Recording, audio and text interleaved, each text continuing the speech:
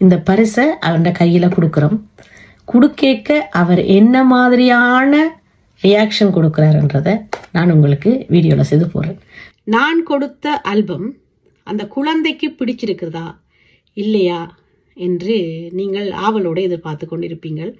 இந்த ஆவலைத்தான் அந்த ஆல்பம் வந்து ஒரு கிழமையாக என் கையில் இருக்கும் பொழுது எப்பொழுது அதை அவரிடம் கொடுப்பேன்.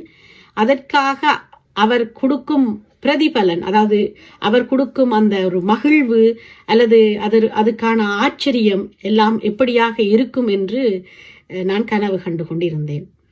ஒரு நல்ல நிகழ்வில் பல பேருக்கு மத்தியில் என்னுடைய பரிசை அவருக்கு கொடுக்க வாய்ப்பு கிட்டியதே இறைவன் எனக்கு அளித்த வரம் என்றுதான் கூற வேண்டும். ஒரு பரிசு பொருளை நான் அவருக்கு கொடுக்கும் பொழுது அவர் மட்டுமல்லாது அங்கு கூடியிருந்த அத்தனை பேரும் மகிழ்ச்சியோடு ஆரவாரத்தோடு தங்களுடைய